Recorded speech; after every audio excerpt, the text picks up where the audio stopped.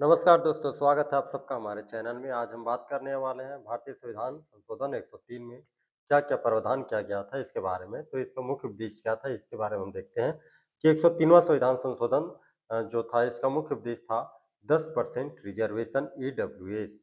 EWS बोले तो economical weaker section माने आर्थिक रूप से कमजोर वर्गों के लिए 10% रिजर्वेशन की बात की गई थी 103वां संविधान संशोधन के तहत, ठीक है ना। और ये आरक्षण किसको दिया गया था?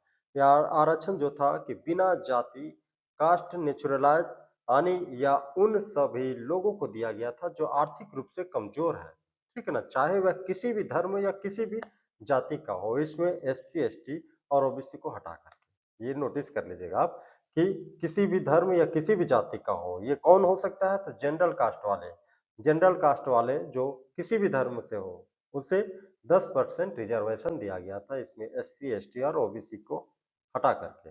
ये कौन सा संविधान संशोधन था? 103 103वां संविधान संशोधन में 10% रिजर्वेशन जो है ईडब्ल्यूएस के नाम से जनरल कास्ट वालों को दिया गया था, ठीक है ना।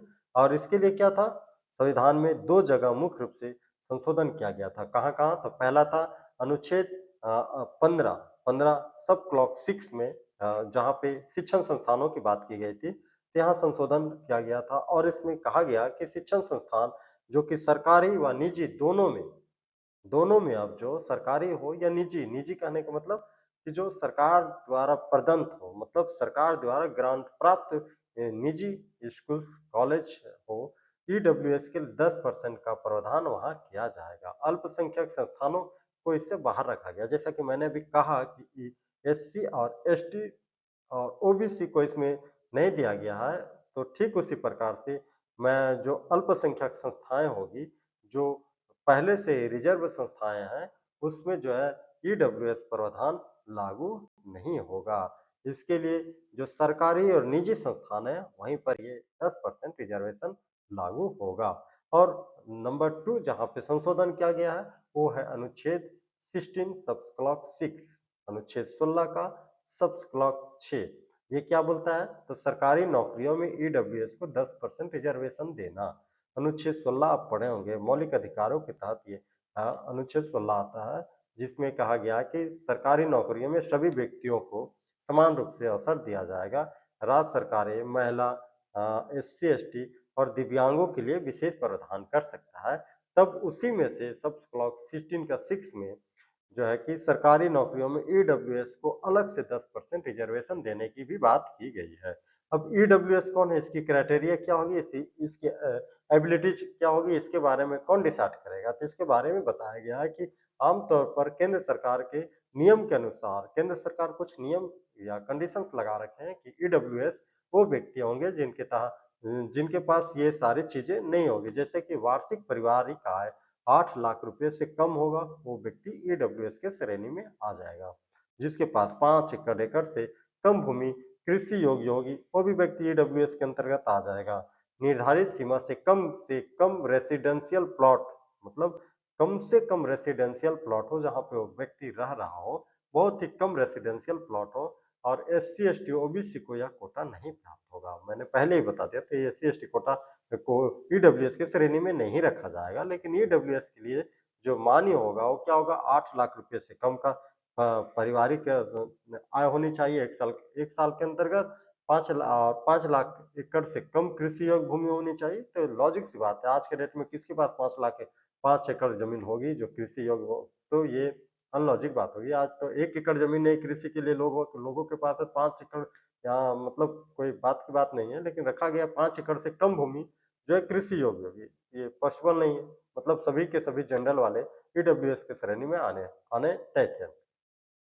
यह सिर्फ जनरल कैटेगरीज को जो आर्थिक कमजोर वर्गों के लिए है, उसे उसी को ध्यान में रख करके बनाया गया शर्त था। इस प्रकार के ईडब्ल्यूएस जनरल कैटेगरी को दिया गया एक अलग से आरक्षण था।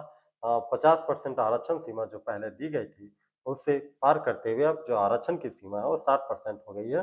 सुप्रीम कोर्ट ने नवंबर 2022 में इसे संवैधानिक और वैध भी घोषित कर दिया। कुछ लोग जो है समाज सेवी लोग जो है सुप्रीम कोर्ट की ओर दरवाजा भी खटखटाए थे कि अवैध है, 10% रिजर्वेशन देना अवैध है, लेकिन सुप्रीम कोर्ट ने इसे जातिगत आर्थिक आधार पर देखते हुए, आर्थिक कमजोरियों को देखते हुए इसे जातिगत से हटा करके आर्थिक आधार को मान्यता दिया और 10% आरक्षण को जो संवैधानिक घोषित कर दिया गया। कब? 2022 में।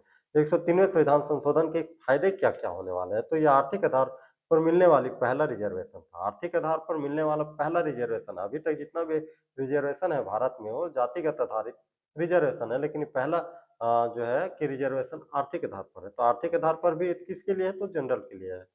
गरीब सामान्य वर्ग जनरल जो अनरिजर्व है उसके लिए आर्थिक रूप से ये आरक्षण दिया गया था। शिक्षण और सरकारी नौकरियों में समान अवसर प्राप्त हो इसके लिए रिजर्वेशन दिया गया था। सामाजिक न्याय की नीति को व्यापक किया गया और ये होना भी चाहिए जो आर्थिक रूप से कमजोर है जनरल जनरल कास्ट का उसे भी आगे बढ़ाने के लिए ये रिजर्वेशन दिया गया था। इससे आलोचकों या नुकसान क्या हो सकता है इसके बारे में बहुत तगड़ी बहस हुई और इसके बारे में जब बहस हो रही थी तो इसमें बताया गया था कि 50% जो आरक्षण सीमा था इस पर तोड़ तोड़ दिया गया है। कई राज्यों ने कहा कि इससे एससी-एसटी, ओबीसी के आरक्षणों पर बुरा प्रभाव पड़ सकता है।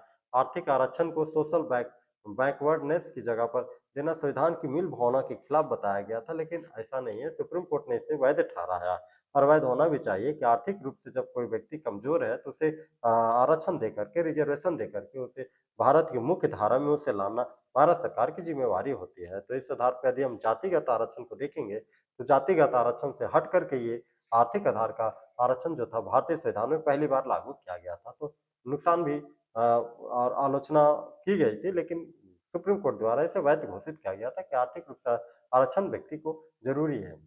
ठीक है ना? 103वें संविधान संशोधन की महत्वपूर्ण तिथि कब-कब ये लागू कैसे-कैसे हुआ था? तो आप देखेंगे संसद द्वारा पारित हो गया था 8-9 जनवरी 2019 को, ठीक है?